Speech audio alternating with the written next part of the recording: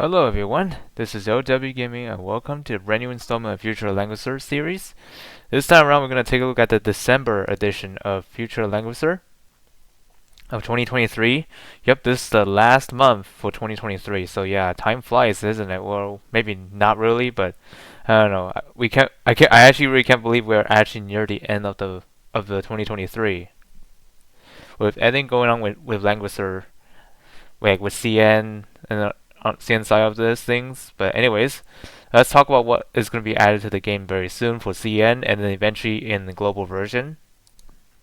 So, as expected, like any other major update, or aside from a few of them, like Awakener update, we're getting two new heroes coming to the game. So I'm going to explain what they are and mostly their classes. I'm not into much of the details of their talents, but that will be in a later video. But for now, I'm just going to explain who they are and what class they are, and also what factions they'll be part of. So here we go. So here we are. First character we're going to look into here is Patricia. Both her class tree is are mages, but our mage class. So yeah, so no matter what path you upgrade to her, she'll always going to be a mage. And she's going to be part of Empire's Honor, Princess Alliance, and Mythical Realm. And the other character that we're getting in the same update is Goon. He's going to be infantry and demon class. So yeah, interesting that this character has a demon class, even though I don't think anyone will probably going to choose that one unless Goon has like a thing like a guard, like classic ignore, something like that, that what Z2 has. But I'm not sure how he works. But you know, we'll see when I have more information of how it works. He's part of a Strategic Masters, Meteor Strike, and Ulysses Legends. I'll let you know in the comments in the comment section below if I find anything interesting about Goon. If not, then ignore what I said. Alright, moving on. Let's talk about the new casting pattern skills that's going to be releasing very soon in CN. Anyways, there are four new ones. First one goes to Sonya. I'm not talking about Sonya from Shining Resonance, the SR Sonya that we got since the first day of the game.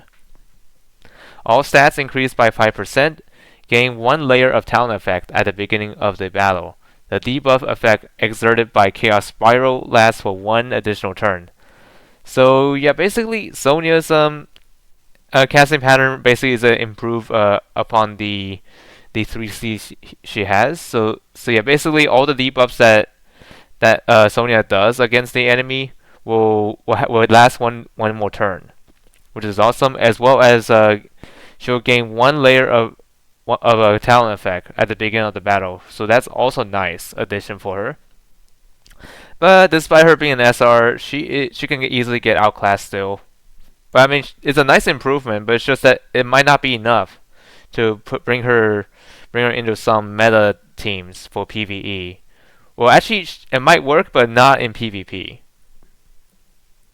Alright, the next character getting the casting is Vincent, the king of auto chess units. So yeah, it's actually quite nice seeing him getting casting here. So let's take a look at what it does. The skill damage increased by 10% when a death effect of Wings of Destruction is triggered.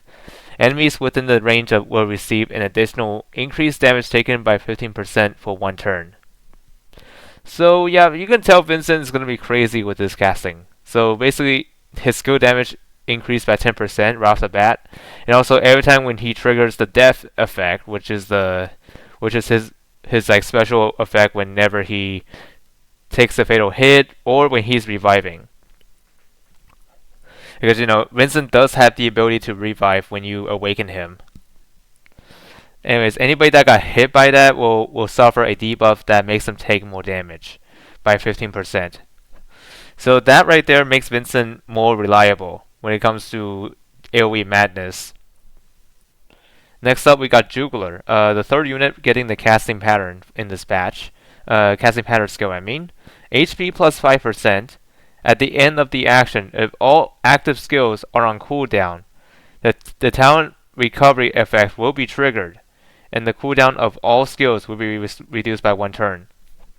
So yeah, Jugler is he's in the interesting spot.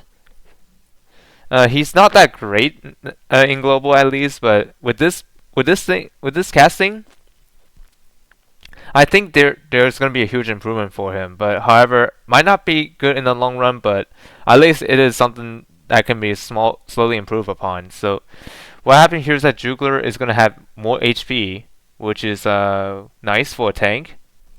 And also, if as long as all active skills are on cooldown at the end of the action, Jugler will just immediately proc that healing effect to everyone, as long as all the active skills are on cooldown. So yeah, and also not just that. After that's done, the cooldown of all skills will be reduced by 1. So that's nice for Jugler. So that means that Jugler will be able to like do something much better than before. And finally, we got Elma. Elma is the last unit getting this casting for this batch, so let's see what it does. In plus 5% right off the bat.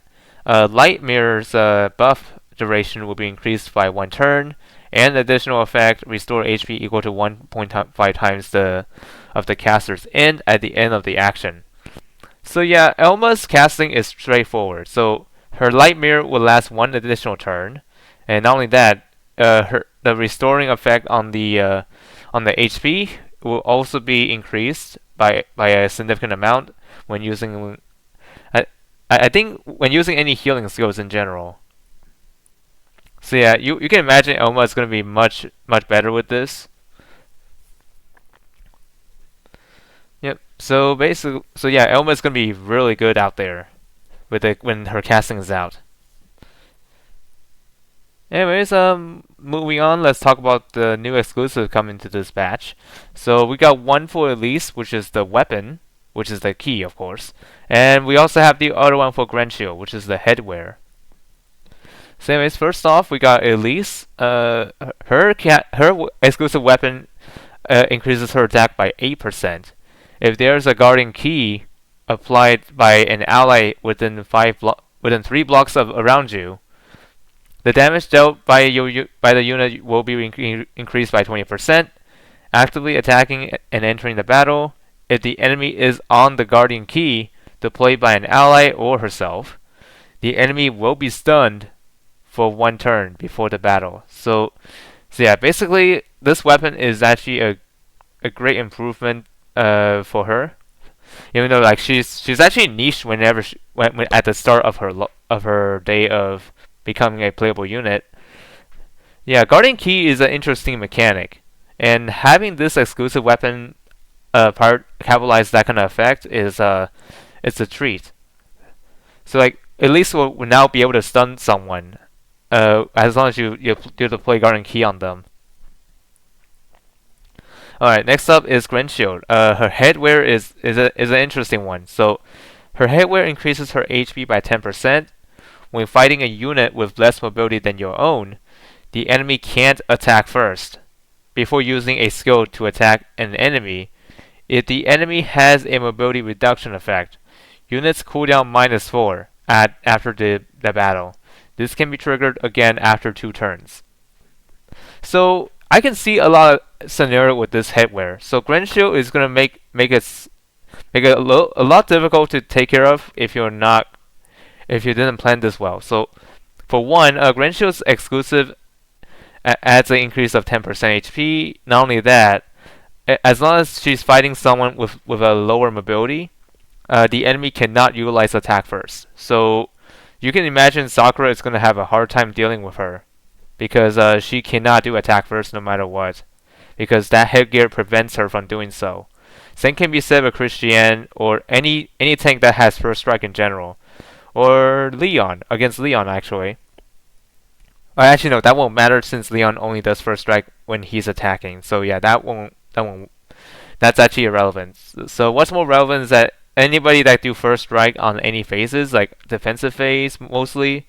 So I could see a lot of things going on with this one. So I can see SP Legend is gonna get crushed by this. I mean, he's already bad though, but I'm just saying that even though if he did proc the first strike on defense, that's not gonna matter because Grand Shield prevents that first strike effects. But however, the other thing about this helmet is that if the enemy has mobility reduction effect, which is the mobility debuff, the unit's cooldown will be reduced by four turns. The unit's cooldown, like any skill you use, like that skill that you use specifically. So like for example, you use that one skill, and then while that they have a mobility reduction effect from anything like cold shield or something. That skill cooldown will be reduced by 4 turns, which is quite awesome. But however, there's going to be limitations on that. So this effect can only be triggered once after 2 turns. So yeah, after that one time is done, it cannot trigger again until that cooldown is gone. You're gonna have to wait for 2 turns for this to get back. And finally, we're gonna close in on the additional information. So, anyways, there's some stuff we need to look forward to. So there are some banners that we're expecting, while some are actually new. So, anyways, there's a new radar banner featuring Roland and Oboro, or Roland. I don't know depending on how you're gonna pronounce his name, but I think Roland is the actual pronunciation. But we'll see if that's actually the pronunciation. We also have the new Destiny banner for Zerida, Tatalia, and Girl in the Shell. We also have the Empire Destiny banner for Helena, Florentia, and Betty. And of course, the returning classic Destiny banner for Ledin, Rachel, and Alta Muller. So yeah, it's for the classic Destiny banner lineup is easily predictable if you know the pattern. So yeah, last time we like for CN they have Landius, Yu, and Jugler. Now this time we have Ledin, Rachel, and Alta Muller. Or that might not be the exact rotation, but there's like a rotation going on with those banners. So once that banner is gone, it'll move to the next one, which has been like that for like ever since the start of Langrisser. So anyways, I hope this video is informative, and I'll see y'all later.